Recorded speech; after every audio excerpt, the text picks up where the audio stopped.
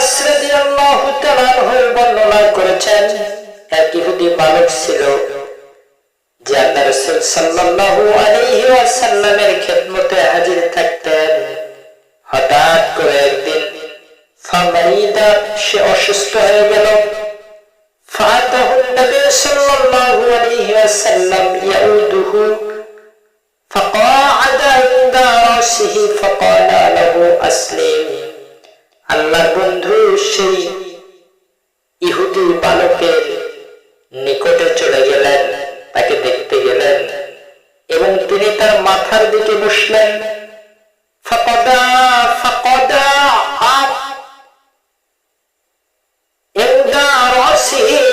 তিনি তার মাথার দিকে বসলেন। ফাকালা,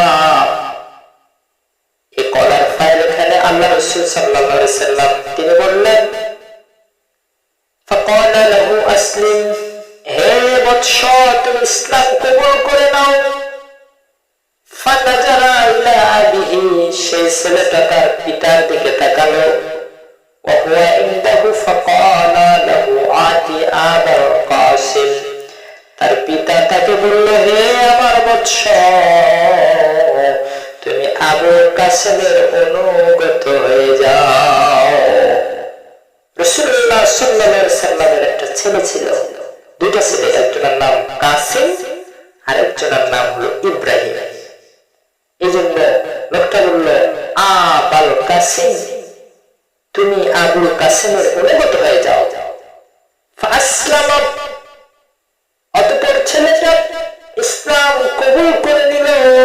ফাখারাজান নবী সাল্লাল্লাহু আলাইহি ওয়াসাল্লাম ওয়া হুয়া ইয়াকুলু আলহামদুলিল্লাহিল্লাযী আনকাযাহু মিনান নার। এরপর রাসূল পাক সাল্লাল্লাহু আলাইহি ওয়াসাল্লাম বেরিয়ে আসলেন এবং বললেন, সকল প্রশংসা সেই আল্লাহর জন্য যিনি এই বালকটাকে জাহান্নাম থেকে রক্ষা করেছেন। সুবহানাল্লাহ। রাসূল পাক সাল্লাল্লাহু আলাইহি ওয়াসাল্লাম বললেন, প্রশংসা ওই আল্লাহর জন্য যিনি এই বালকটাকে জাহান্নাম থেকে রক্ষা করেছেন। একটা মুসলিম বৃদ্ধা মহিলা আল্লাহর বন্ধুর চলার পথে কাঁটা দিয়ে রাখত, কাঁটা পিতে রাখত। সে বৃদ্ধা অসুস্থ হলে আল্লাহর বন্ধুর কাছে খবর আসলো। তিনি একদিন দেখলেন সেই পথের মধ্যে কাঁটা নাই। তিনি লোককে বলে বলে জিজ্ঞাসা করে নিলেন যে বৃদ্ধাটার কি হয়েছে।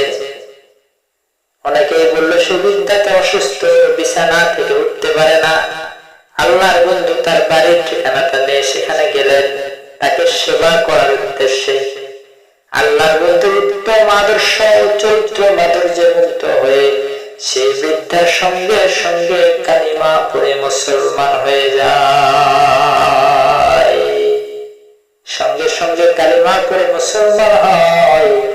যাকে কষ্ট দেওয়ার জন্য আমি প্রত্যেক দিন রাস্তার মধ্যে কাঁটা পুঁতে রাখতাম, সেই ব্যক্তি নিজে এসেছে আমাকে দেখার জন্য। সুবহানাল্লাহ।